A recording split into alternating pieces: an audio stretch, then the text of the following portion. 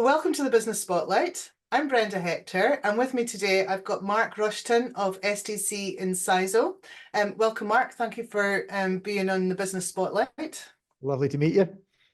So, yeah, what is it that you do at STC Insiso then? So we are at STC Insiso or Insiso. There's a couple of ways of saying it. Don't worry. It's a challenge that's currently being dealt with. We are experts in the field of risk control and assurance, and that probably sounds like quite a kind of academic-y kind of description. But what we really are good at is using technology and human expertise, hopefully in the right proportions, to help organizations keep themselves out of harm's way, and in turn to realize opportunities that they are seeking to exploit. And our organization is driven by a product, an ecosystem of products called Comet, which specializes in incident investigation, root cause analysis, and preventive action management, but also in audits and assurance, and more recently in using AI to help organizations to understand or better understand what their data is telling them. And we do that in lots of different parts of the world, in lots of different industries. So it's a really exciting environment to be in.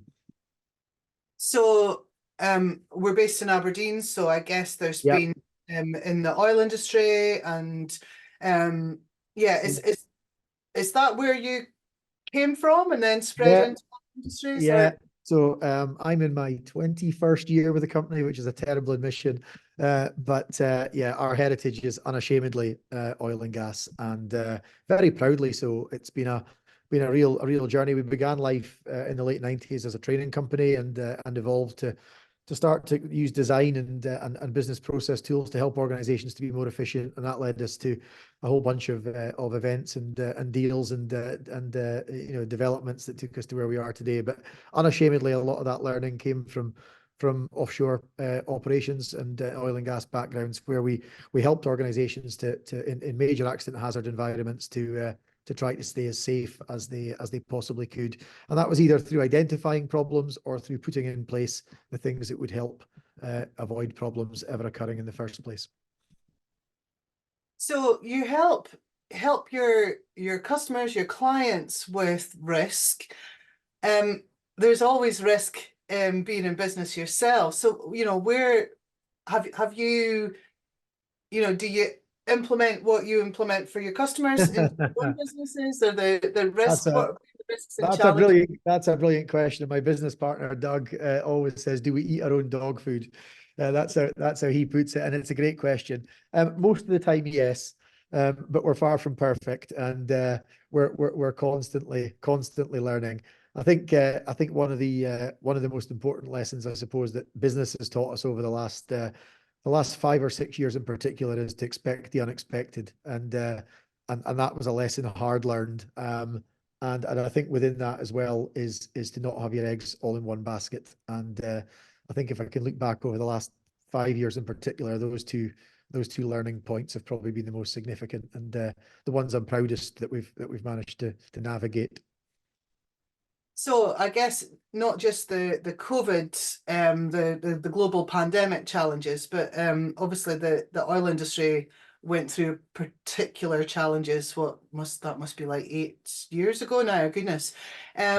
So yeah, did you have all your eggs spread across the baskets, or is that where not initially? So the first one, I mean, I've been through 3, I think now that were notable, but the latter 2, and it's the last one that you're talking about in terms of kind of downturn, and they are pretty cyclical, so we should be able to predict the fact they're going to happen, but we never do. We were too dependent on the sector. So the last 5 years have been very much around diversification. We now work in waste and water, for example, and water is a very significant area just now where there's focus because of change at government level around off-water regulations and fine limits and pollutions, and you've got Panorama and places like that, and programs like that who are putting a real focus on water companies at the moment, but also in rail construction, more broadly construction, marine imports. These are all environments where we find similar challenges, albeit in slightly different contexts. And I suppose the big challenge has been to try and become known and become active in those sectors so that we become less dependent on just one. We'll never ignore our oil and gas clients. We think they're fantastic. We'd like to have more of them. But as you know as well, there's an energy transition underway now, and I think it has got teeth now. And I think the oil and gas operators that aren't going to transition are finding it increasingly difficult to manage to eke profit or any long-term kind of view or vision out of the North Sea anyway. So that transition is something that I think we've all had to face up to, and I think we probably were a little bit in denial about it for a couple of years too long. So we're well on the road now, but it took some time. Oh, there are many in Aberdeen and in the industry globally, I suppose, that have done the same. Like we've managed it this way for so long. But I guess it's about taking the knowledge and your skills and looking at where they're transferable to, isn't it? Yeah, that's another great point. I think, largely most of these things are transferable. There is another little lesson learned, I suppose, along the way, and I still am guilty of it sometimes, is that you go into presentations or pitches or projects in less mature environments where maybe there's been less money, and therefore, it's natural that maybe cultural development or whatever it might be isn't as far on as you would expect to find in a mature oil operator or tier one or tier two contractor. But you would go into those environments sometimes and you can find yourself slipping into oil and gas mode. And it's important that you recognize those other industries for the strengths that they've got and for what they are, because whilst there is so much they can learn from what's been achieved in oil and gas in the ultimate really major accident hazard industry, there is an awful lot that the oil and gas also can't teach them. And you have to be very careful you don't come in with that big size 9 on and kick that argument into play too early. So we've become more sympathetic and more understanding of some of the uniqueness of some of those other sectors as well. Read the room, I guess. Read the room, and I guess read the data, understand where these organizations have had challenges, pitfalls, opportunities to grow that maybe they've not properly exploited, or things that they have done really well, and try to use those as platforms to build on. And and there's another kind of softer side to it as well. I think that, and I mean this with the greatest respect to every oil and gas client we've ever worked with, sometimes because there's been budget to do things like training for so long, people become a little bit cynical and tired of training because you'll know it in the coaching space as well, because they've kind of been there and done it and had it all before. And even if it is different, a lot of people trained for the wrong reasons, sheep dipped, all that kind of stuff. And so they become a little bit kind of blind to it. Whereas if you go into some of the more evolving sectors, then it's really still a privilege to learn and be coached and all that good stuff. So that sometimes puts a big smile on our faces as well. We love training in oil and gas and working with oil and gas clients, of course we do, but there is sometimes that freshness about going somewhere else, that actually this is the first time they've ever done it, and that brings a lot of satisfaction with it as well. And I guess you're similar to me as a coach. I quite enjoy when I go into a type of business that I'm not familiar with, and I've got no preconceptions, or there's no, I don't make any assumptions, because I actually don't know what's important to them, and yeah, that can be refreshing for us, I think. I think it can, and I wouldn't describe myself as a coach, by the way. I don't think I'd be anything like as good a coach as you are. But certainly we've got people in the business that are frontline deliverers. They still do that side of things: the supervision development, the management leadership development, the safety cultural development. We do most of it with a kind of safety improvement hat on. And they come back and they say, my goodness, that was really something this week. They stuck to me at break times, and they wanted to really empty my head. It was like training a bunch of sponges that just couldn't get enough. And it is lovely to get that. You get that when you go abroad, of course, sometimes to environments again where they've not been lucky enough to have so much opportunity for development. And it does give everybody a boost for sure. So I'm gonna change route a wee bit now. You mentioned AI, and one of my questions is about the technology or the tools that you recommend to others, or and AI's been there's two camps, I guess. There's, oh my goodness, it's going to take all our jobs and whatever, and there's, oh, this is an amazing tool that we can use to to get where we need to be faster. So I'm guessing you're in the second camp, but yeah, what do you say to people about AI when? Well, actually, I would say I'm probably mostly, I'm 85% in the second camp, but I'm also a little bit in the first camp as well, because it is one of those things that we've got to be careful with in terms of how we use it. In our world, you know, our application of AI is very benign, so we're using it for helping organizations to understand how to keep their people safer and how to keep themselves in a more efficient place and to protect their reputation and make proactive decisions on things that might actually have resulted previously in an event with consequence. So we're trying to get them ahead of that curve. But there are applications in which AI could be viewed to be, you know, slightly more risky or disruptive, or in worst cases, just downright wrong for the applications it could be used for. And we read all the headlines about, you know, kids cheating in exams and AI taking away jobs and AI being used for more malicious reasons or for cybercrime or whatever it might be. And all those concerns are real. What we have done is we've joined much more closely with Microsoft as a partner to understand not just the rules-based AI that we get involved in, but to understand what OpenAI is doing, to understand what the industrial applications of the business version of ChatGPT are, and how we can best benefit from them. And you're right, we can use them to code quicker, to be more accurate in our QA. We can use them to build companions into our applications that allow us to query things much more directly. We can go and find things out on the internet with much more accuracy and with much more speed. So there's got to be a lot of good in that. Of course there is. But we do have to be careful. There is that governance and there is that that duty of care that comes along with doing that. And in fact, we have an AI application that we had to apply for government, you know, clearance for before we were able to go and invest further in it for that reason. There is actually a government function now that checks that the AI is being used for the right reasons. So I can understand both camps, but yeah, we're very excited about what it can do. Yeah, it's very exciting. I agree. So tell me, so you said you've been 21 years with the organization. Yeah. So have you come up through the ranks to the? Yeah, I suppose so. I graduated in Aberdeen in the mid to late 90s, and I've just been, I went to work briefly for a company that built project management software, and then for a research company for a year and a bit. But I joined my father in what was Scottish Training Consultants many moons ago, and worked with him and a close knit team for a number of years. Eventually buying him out of the business in the mid teens.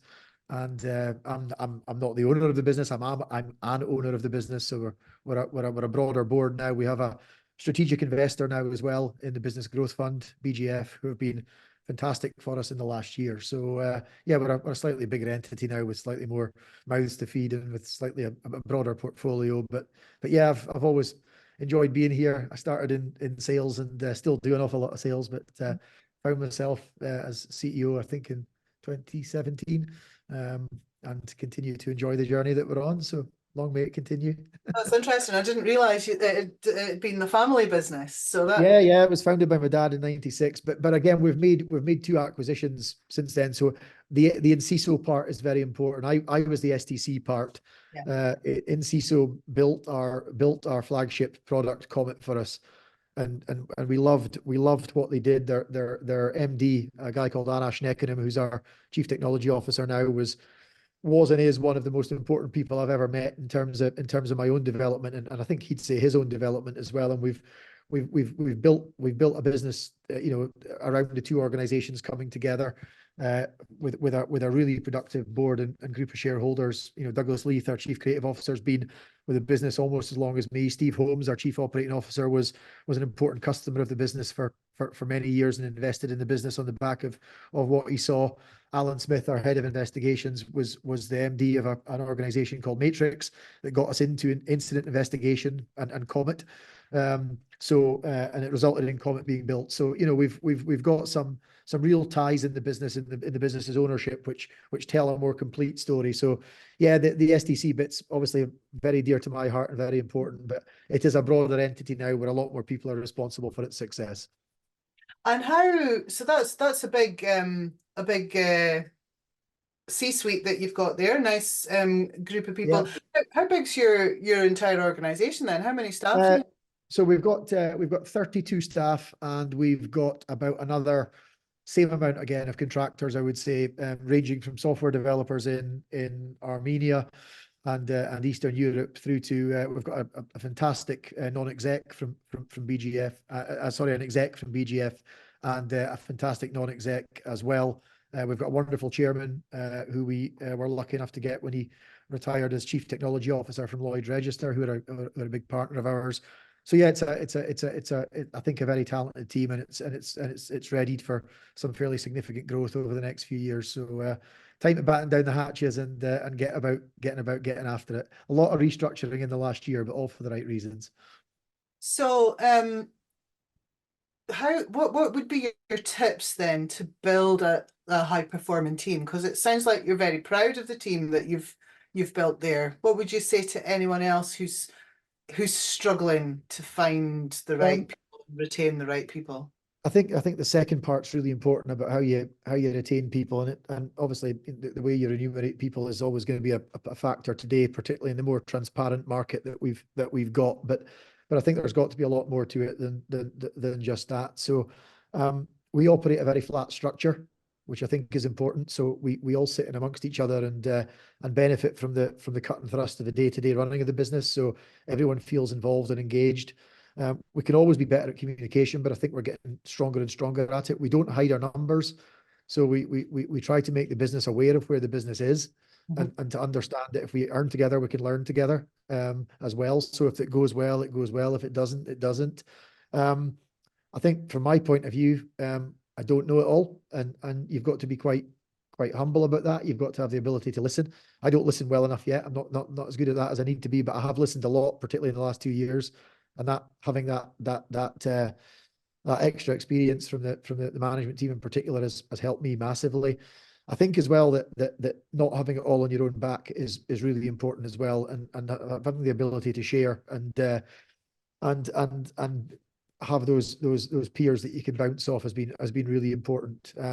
COVID in particular took a real toll, not just on me, but on the business. I mean, I can't imagine in your world as well, you were probably used to being in front of people. Now you're used to talking to people on a screen. That was a huge change for a people-driven organization at the time. And we don't give ourselves enough time sometimes to reflect on those things and take a break. It's constant. So having a broader team to lean on, I think, has been really important. And then another thing I think which has been crucial is bravery. You've got to have the ability to go for stuff. And if you think that something can work and you can make something happen, then don't be shy about going for it. And to do that, you've got to step out your comfort zone. And we find ourselves doing that probably more often than most. But we also get a great buzz from doing it as well, which is nice. And having a board and an investor as well that's prepared to let you do that has been crucial, because I think some of the things that you enjoy success from are things that are planned, and most of them should be. You should have a robust business plan, but some of them are because you've been tenacious and brave and gone after them, and surprise, they've occasionally come in. Back to talking about risk then, aren't we? Yeah. We are, and another thing as well, I use the analogy quite a lot, that this is another thing we don't always get right, is we've kissed a lot of frogs to find the odd prince. And I think we've got to get better at understanding what constitutes a real opportunity versus what constitutes either window shopping or something that's never actually got the foundations to be anything more than just a one hit. And as we get more mature and the demands on us get bigger, we can't afford to get those decisions wrong. So I think we've got to be a bit more robust about how we collaborate and how we bring the right people into our world, and vice versa. We've got to be right for them. So I think we have learned some lessons there as well. So it's definitely a constant learning curve. So just when you're talking there about the kissing the frogs and finding the princes, and I guess sometimes we talk about shiny object syndrome. So sometimes what looks like a prince is actually a frog. Yeah. Agree completely, and that's sometimes because there's a very good picture, there's a very good story, and sometimes the story is quite an emotional one, and you want to believe it and go with it. But fundamentally, there's some things that you can check and things that you can look at, which are very useful. Not least the balance sheet and all those types of things. But to know the market a little bit more. I also think as well a good moment to give a shout out to people like Scottish Development International, Innovate UK, Opportunity Northeast. there's some fantastic organizations out there that in their own small ways have helped us over the years, particularly in less, less fruitful times where we've had to do a bit of restructuring, or we've needed a manager for hire, or we've looked to take graduates into the business, or we want to do an exploratory grant to go and look at a location that we want to work in, or whatever it might be. I think, Scotland, despite it being incredibly highly taxed, and I'm no fan of the way we're taxed, is actually a pretty good place to try and unlock innovation. These organizations do their best to help you. They're always on the end of the phone if you want them. We're not account managed or anything like that, but we certainly have had, really enjoyable projects with each of those organizations I mentioned, and we're constantly in dialogue about things we can be doing together to create gain for Scotland, which is an important part of obviously being a Scottish company as well. That's great. So as well as organizations then that have supported you, what individual, who's been your best, the support for you as a business owner on your journey? But me as an individual, Yeah. goodness me. Well, my first mentor was, I suppose, in this company was my dad. We fought like cat and dog for in visit, but we had a lot of fun together, and we did well together. We ran a tight business, and he's still someone I pick up the phone to and have a chat. Not so much about work these days, but certainly the odd thing you can throw, and he'll give you a very straight answer with a very clear view of the world. That's always good. There are mentors within our client organizations that I lean on to some extent. They don't know who they are, and I'll keep those names, but indirectly they probably do know who they are, and they've been brilliant. Our chairman coming into the organization has been fantastic. Neil's a fantastic mentor, and that's good. The investment company that we've got now are full of expertise, and for us as active board members to go and get into that expertise is really important. They've seen it all a million times, 450 odd portfolio companies, and many successful exits. So you'd expect them to know where a lot of these pitfalls are. And then on the softer side, I suppose, just leaning on my other directors and making sure that if there's a problem, it's a problem shared. And I'd like to think they do the same. Yeah, that's been it. And then I suppose the other bit as well, which is never spoken a lot, is you pick up an awful lot from your team. Mm-hmm. Yeah. And in particular, we had a situation a couple of years ago where we got involved in ED&I. And again, probably not something for this conversation, but we've done some workshops on unconscious bias, and none of us were very proud of the outcome, if I must be honest. And I live in a house that's pretty dominated by women, and yeah, suddenly it wasn't just the male female thing or the gender stuff or the sexual orientation or race or any of that stuff. There's a deeper level to ED&I that we've tried to unlock as a business, which is around diversity of thought, where we have someone who's 21 coming into the business and they've got really smart ideas about how to do things quickly and not muck about, and they don't like to read things that are longer than 2 pages long. And we've learned an awful lot from kind of opening ourselves to that way of thinking. It helps the processes we develop, the software that we develop, the designs that we build, is to take some of those more left field kind of things and use them. So I think we learn as well from those that are coming into our organization now too. It sounds like you've got a great culture, and that you're working hard on a culture that makes it a nice place to work and do business with. Is that right? I hope so. Yeah, I mean, we can always get better, and we'd like everyone to be even happier. We did all right in our staff survey that we ran at Christmas time, and we try to keep everybody as engaged as we can, and hopefully that was reflected in the feedback. But yeah, constantly want to learn, constantly want to find out more, constantly curious, and hopefully that keeps us in good stead as we go into what's sure to be a very interesting year. So yeah, what are your aspirations for the next 5 years? Well, we've got big growth aspirations that we have to deliver on. And so they're very important. So turnover and product growth is very important. So Comet's becoming an increasingly important part of the business, and software generally, product orientated software. So that's the major push. Comet diversifying as well into new capability, new modules, more AI orientated, and just to grow those portfolios in those sectors that I mentioned earlier, because in some of them we're well known, and some we're still relative newcomers, and in some we're still looking at ways to access markets. We'd also like to do a lot more with partners. We're very lucky to know some fantastic organizations that have worked with us in partnership, Lloyd Register, McDermott, on as client organizations, but also smaller ones as well who have added a lot of value. We want to really nurture partnerships going forward. We've got some really exciting conversations ongoing just now with potentially some large partners. So we want that bit to be better. And then the other thing that we've begun to kind of socialize in our network now is for industries that use us fairly consistently, where a number of players use us, we want to be able to take a layer above what the individual client level with data in particular and give it back to the respective industry. And we want to do that at no cost. We want to give something back.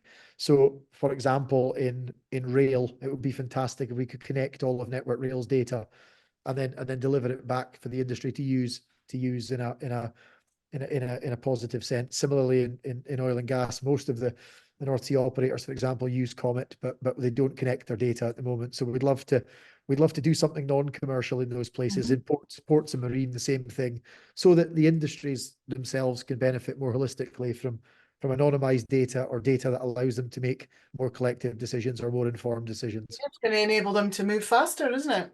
Yeah, and some of those are early adopters and some aren't. So it takes a little bit of time, but fundamentally it'd be great if we could do that. Brilliant. Yeah, I'm just going to stop there. Okay. Sort of, it's having a bigger impact in the industries you're working in without it necessarily having to be something that's generating you, something giving back. I love That's that. it. Yeah. Well, why not? Why not? I mean, we're in a position where we can do that now, and that's good. Yeah, I love it. It's been an absolute pleasure to talk to you today, Mark. Thank you Thank very you. much Likewise. for being in the business spotlight. No problem at all. Cheers.